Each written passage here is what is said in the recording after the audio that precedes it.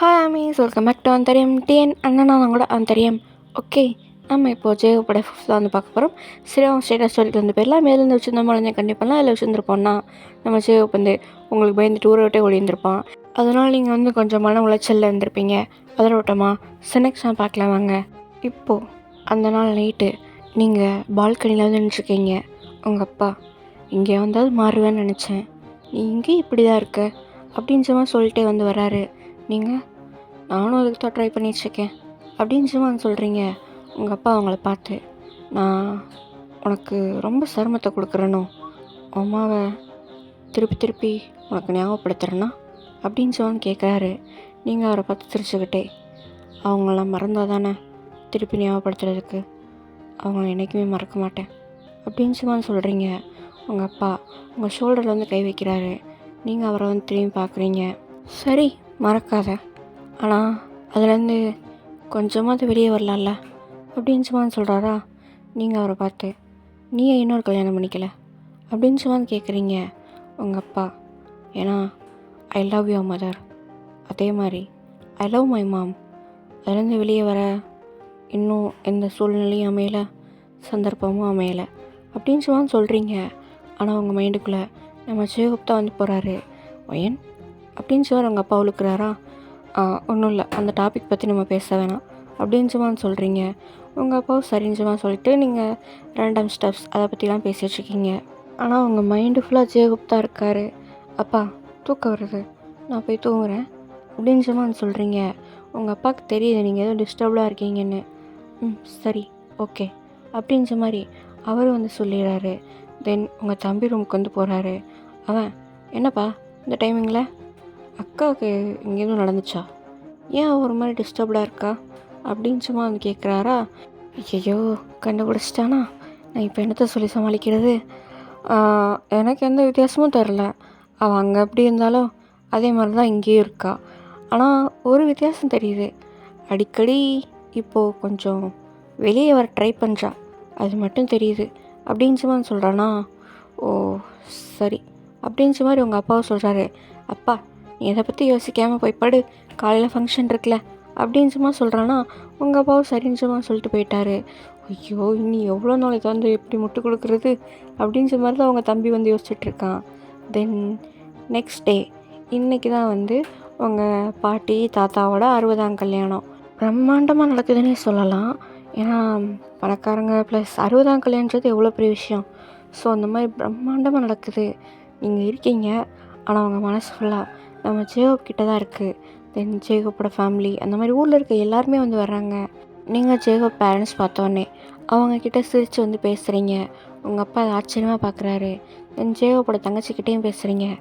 அது யாரா அப்படின்ற மாதிரி உங்கள் தம்பிகிட்ட கேட்குறாங்களா. அவன் ஜேகப்போட தங்கச்சி பார்த்துட்டு, அந்த அந்த பிள்ளை ஒய்யனுக்கு இப்போ தான் இப்போ ஃப்ரெண்டாச்சு அப்படின்ற மாதிரி வந்து சொல்கிறானா.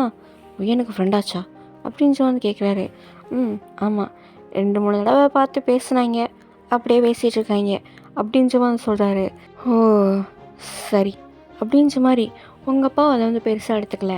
நீங்கள் ஹாப்பியாக இருக்கீங்கல்ல, சிரித்து பேசுகிறீங்க ரொம்ப வருஷம் கழிச்சு, அதெல்லாம் வந்து பார்த்து சந்தோஷம்தான் படுறாரு அவர். தென் நீங்கள் ஜீவப்பட தங்கச்சி தனியாக உட்காந்துருக்கும்போது, கையல் அப்படின்ற வந்து கூப்பிட்றீங்க. சொல்லுங்கக்கா அப்படின்ற மாதிரி இருந்துச்சு. நிற்கிதா, உட்கார் உட்கார் அப்படின்னு சும்மா சொல்லிட்டு நீங்களும் அவள் பக்கத்தில் வந்து உட்காடுறீங்க. என்னதுங்கக்கா அப்படின்னு சொல்லி கேட்குறாளா. நான் நாளைக்கு ஊருக்கு போகிறேன். என்னக்கா அதுக்குள்ளே போகிறீங்க? வேலை இருக்குது. உன் ஃபோன் நம்பர் தாயேன், பேசலாம் அப்படின்னு சொல்லி சொல்கிறீங்க. என்கிட்ட ஃபோன் இல்லையே. அப்போது வேறு யார்கிட்ட இருக்குது? அம்மா அப்பாட்ட இருக்குது. ஃபோன் பண்ணினேன், அவங்கக்கிட்டேயா பேச சொல்கிறேன் அப்படின்னு சொல்லி சொல்கிறீங்க. சரி, நான் அவனை பண்ணுறேன், என் அண்ணன் நம்பர் தரேன், நீங்கள் அவனை கூப்பிடுங்க. அவன் மோஸ்ட்லி இந்த ஊருக்குள்ளே தான் இருப்பான். அம்மா அப்பா தான் வந்து வெளியே வேலைக்கு போவாங்க. நீங்கள் அவனுக்கு ஃபோன் பண்ணுங்கள், நான் வந்து இது பண்ணிக்கிறேன் அப்படின்னு சும்மா சொல்கிறாளா. நீங்கள் இதுக்கு தானே ஆசைப்பட்டேன் அப்படின்ற மாதிரி மைண்ட் வாய்ஸ் கொடுத்துட்டே அவன் ஃபோன் நம்பரே வந்து வாங்குறீங்க. நீங்கள் தரலாம் என்னடா, நான் ஆல்ரெடி நம்பரை ஷேர் பண்ணிட்டேன் அப்படின்ற மாதிரி தான் இருக்குது. பட் இருந்தாலும் அவன் எடுக்க மாட்டானே அப்படின்ற மாதிரியும் இருக்குது. நீங்கள் சரி, நான் ஃபோன் பண்ணுறேன், உங்கள் அண்ணன்ட்ட சொல்லுவே அப்படின்னு சும்மா சொல்கிறீங்க. நீங்கள் ஃபோன் பண்ணுங்கள், அதெல்லாம் நீங்கள் என்கிட்ட பேசணும்னு சொன்னால் அவன் வந்து கொடுத்துருவான் அப்படின்னு சும்மா வந்து சொல்கிறாங்க. நீங்கள் சரி ஓகே சாப்பிட போய் அப்படின்னு சும்மா சொல்லிட்டு சிரித்த மாதிரி தான் அங்கேருந்து வந்து போகிறீங்க. தென் அன்றைக்கி நைட்டு உங்கள் அப்பா அவங்களாம் அங்கே ரிமைனிங் ஒர்க் இருக்குல்ல, அதெல்லாம் வந்து செட்டில் பண்ணி வச்சுருக்காங்க. நீங்கள் உங்கள் தம்பி 2 பேரும் தான் வீட்டில் வந்திருக்கீங்க, கூட மேட்ஸ் இருக்காங்க, அவ்வளோதான். நீங்கள் உங்கள் ரூமில் வந்து இருக்கீங்க. கால் பண்ணலாமா வேணாமா அப்படின்ற மாதிரி உங்களுக்கு வந்து ஒரு தாட்டாக இருக்குது.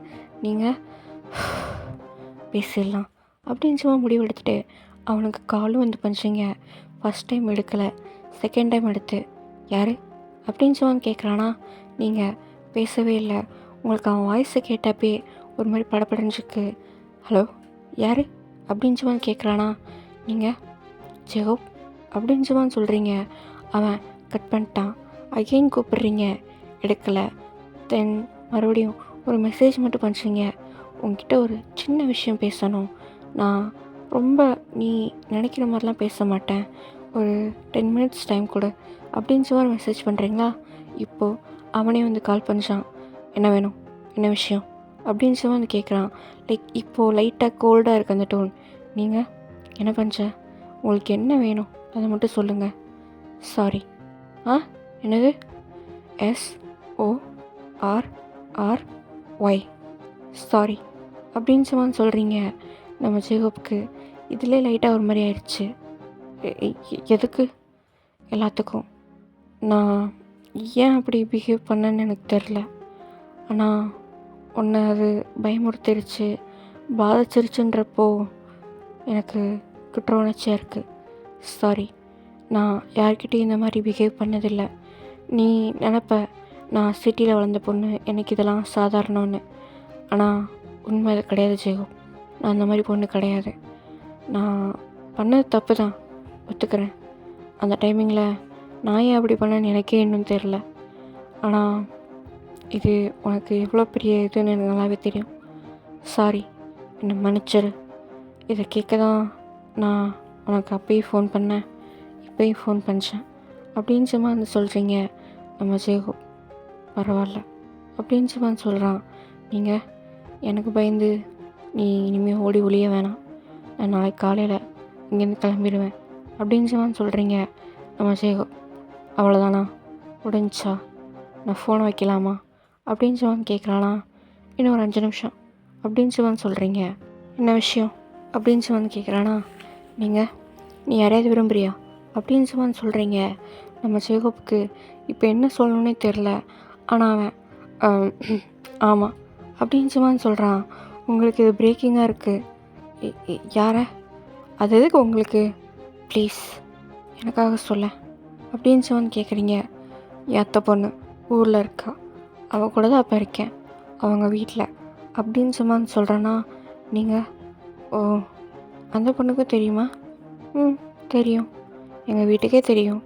அவள் இப்போ படிச்சிட்ருக்கா, அவள் படித்து முடித்த உடனே கல்யாணம் பண்ணலான்னு பேசி வச்சுருக்காங்க அப்படின்னு மாதிரி சொல்கிறான்னா. இது உங்களுக்கு இன்னும் பிரேக்காக இருக்குது. நிச்சயமாவா? உங்ககிட்ட எதுக்கு நான் போய் சொல்லணும்? ஆமாம், உங்ககிட்ட எதுக்கு நான் சொல்லணும்? நீங்கள் கேட்டது 5 நிமிஷம் முடிஞ்சிச்சு, நான் வைக்கிறேன் அப்படின்னு மாதிரி ஃபோனை வந்து வச்சிடுறான். இது அவனுக்குமே ஒரு மாதிரி தான் இருக்குது. என்னடா அது நம்ம இவ்வளோ ரூடாக பிஹேவ் பண்ணிச்சோன்னு. ஆனால் அவனுக்கு இது கரெக்டு தான் அப்படின்ற மாதிரியும் தோணுதா. அதனால் அவன் எதாவது பெருசாக எடுத்துக்கல. நீங்கள் ஒரு மாதிரி டியரியஸோட தான் ஃபோனை வந்து பார்த்து வச்சுக்கிங்க. எனது லவ் பண்ணுறானா, கல்யாணம் ஆக போதா அப்படின்ற மாதிரி தான் வந்து பார்த்து வச்சுக்கிங்க. தென் நெக்ஸ்ட் டே நீங்கள் ஒரு மாதிரி பிரேக்கிங் ஆனதால தான் உங்களோட ஊருக்கு வந்து கிளம்புறீங்க. ஒயன் பார்த்து பத்திரமாரு, அடிக்கடி இங்கே வா அப்படின்னு சொல்லி உங்கள் பாட்டி சொல்கிறாங்க. சரி அப்படின்னு சொல்லி சொல்கிறீங்க. உங்கள் அப்பா இதையும் நோட் பண்ணுறாரு. நேற்று இருந்த புன்னகை இன்றைக்கி இல்லை அப்படின்னு சொல்லி வந்து பார்த்துட்ருக்காரு. அவருக்கு சென்ஸ் பண்ண முடியுது உங்கள் மைண்டுக்குள்ளே, உங்கள் மனசுக்குள்ளே ஏதோ ஓடுறதுன்னு. ஆனால் அது என்னன்றது வந்து அவருக்கு தெரியல. ஏன்னா நீங்கள் யார்கிட்டையும் சொல்லவும் மாட்டீங்க, அது வேறு விஷயம். உங்கள் தம்பிக்கும் புரியுது ஏதோ சம்பவமாக இருக்குது, அங்கே போய் தான் கேட்கணும் அப்படின்ற மாதிரி தான் வந்து பார்த்துட்ருக்கான். தென் நீங்கள் டிரைவர் சீட்டு பக்கத்து சீட் இருக்குல்ல, அங்கே வந்து உட்காந்துருக்கீங்க. உங்கள் அப்பாவும் உங்கள் தம்பி வந்து பின்னாடி வந்து உட்காந்துருக்காங்க. நீங்கள் ஜன்னல் வழி வேடிக்கை பார்த்துட்டே வரீங்க. உங்களுக்கு ஜேகோப் கூட நடந்த மெமரிஸ் எல்லாமே ஞாபகம் வருது. கூட சேர்ந்து அழுகையும் வந்து வருது.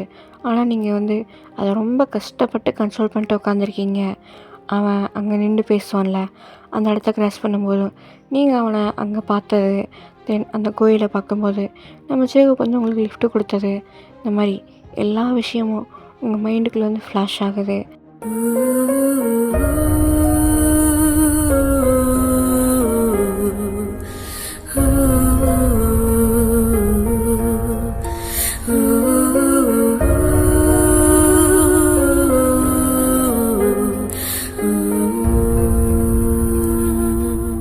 தென் அன்னைக்கு நைட்டேவும் நம்ம ஜேகப்பும் ஊருக்கு வந்துடுறான். இவனுங்க, அதாவது அவனோட ஃப்ரெண்ட்ஸ் விமன் குக் இருக்காங்கள்ல, அவங்க வந்து அங்கே பஸ் ஸ்டாப்பில் நிற்கிறாங்க. நம்ம ஜேகப்பும் இறங்குறானா, அவன் மூஞ்சியே ஒரு மாதிரி இருக்குது. என்னாச்சுடா? அதான் அவங்க போயிட்டாங்கல்ல, இனிமேலாவது ஹாப்பியாக இருப்போம் அப்படின்னு சொல்லி சொல்கிறானா. நம்ம ஜேகப் அவங்க நிமிர்ந்து பார்க்குறான். நான் ரொம்ப எதுவும் ரூடாக நடந்துக்கிறேன்னா அப்படின்னு சும்மா கேட்குறானா. ஏன்டா திடீர்னு இப்படி கேட்குற அப்படின்னு சும்மா ஜேகே கேட்குறானா. இல்லை, அவங்க எனக்கு கால் பண்ணியிருந்தாங்க. எப்பட்றா? நாங்கள் யார் நம்பர் தரலையே. தெரில, ஆனால் கால் பண்ணியிருந்தாங்க. எனக்கு அவங்கக்கிட்ட பேசுனதுலேருந்து ஒரு மாதிரி சங்கடமாக இருக்குது. என்ன சொன்னாங்க?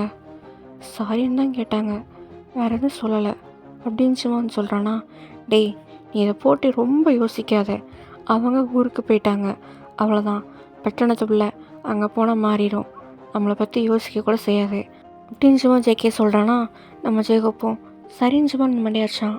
இந்த ஜேகப் அப்படின்ற மாதிரி நம்ம வி வந்து ஒரு பேக்கை கொடுக்குறான். என்னது இது? அவங்க அவங்ககிட்ட கொடுக்க சொல்லி கொடுத்தது அப்படின்னு சும்மா வந்து சொல்கிறாங்க. இவனு என்னன்ற மாதிரி பார்க்குறான்னா, பார்த்தா அதே ட்ரெஸ்ஸு. இது எதுக்கெல்லாம் வாங்கினீங்க? டே, கொடுத்துருங்க, சாரி கிஃப்ட்டுன்னாங்க. நான் வேணாம், நான் சொல்ல முடியும். இதை நீ யூஸ் பண்ணுறதும் பண்ணாததும் உன்னோட இஷ்டம், ஓ விருப்பந்தான். நாங்கள் அதிலலாம் தலையிட மாட்டோம். ஆனால் உன்கிட்ட கொடுக்க வேண்டியது எங்கள் கடமை, வச்சுக்கோ அப்படின்ற மாதிரி அவன் கையில் கொடுத்துட்டு அவனை வந்து கூப்பிட்டு போகிறாங்க. தென் நம்ம ஜேகப் வீட்டுக்கும் வந்து போயிடுறான். அவனுக்கு நைட்லாம் தூக்கமே வர மாட்டேங்குது. எந்திரிச்சு உட்காந்து நீங்கள் கொடுத்துருப்பீங்களே ட்ரெஸ்ஸு, அதை வந்து எடுத்து பார்க்குறான். பார்த்தா அதுக்கு நடுவில் ஒரு லெட்டர் வந்து இருக்குது. நீங்கள் அதுலேயும் ஒரு மாதிரி சாரி கேட்டு உருகி உருகி எழுதியிருப்பீங்க. லைக், நான் இந்த மாதிரிலாம் யார்ட்டி பண்ணதில்லை, நான் ஏன் அப்படி பண்ணுறது எனக்கு தெரில, உன்கிட்ட பேசணும்னு ஆசையாக இருக்குது, ஆனால் நீ என்னை விட்டு விலகி போகிற, அது ரொம்ப கஷ்டமாக இருக்குது, அந்த மாதிரிலாம் எக்கச்சக்கமாக எழுதியிருக்கீங்க. நம்ம ஜேகப் அதெல்லாம் படித்து முடிக்கும் போதே அவன் கண்ணில் வந்து டியர்ஸ் இருக்குது. உங்களுக்கு கால் பண்ணலாமான்னு பார்க்குறான். பட் இருந்தாலும் ஸ்டில் ஏதோ ஒரு இடத்துல வந்து ஹெசிடேட் ஆகுது. நம்ம இதை பண்ணக்கூடாது, இது ரொம்ப தப்பு அப்படின்ற மாதிரி அவனுக்கு தோணுதா. அவன் வேணாம் அப்படின்ற மாதிரி வந்து விட்டுறான். தென் டைமும் பாஸ் ஆகுது. ஒரு 1 வீக் கழிச்சு நீங்களாகவே இல்லை, இருந்ததுக்கு இன்னும் மோசம். நீங்களுமே நினச்சிங்க தான் அவனை விட்டு விலகி வந்துட்டா உங்களுக்கு எல்லாமே பழையபடி நார்மலாகிடும், நீங்கள் உங்கள் வேலையை பார்க்க ஆரம்பிச்சிருவீங்கன்னு நினச்சிங்க. ஆனால் ஒவ்வொரு விஷயத்துலேயும் உங்கள் கண் ஜேகப்பை தேடுது. நீங்கள் என்ன விஷயம் பண்ணாலும் மைண்ட் அதுக்குள்ளே போகவே மாட்டேங்குது.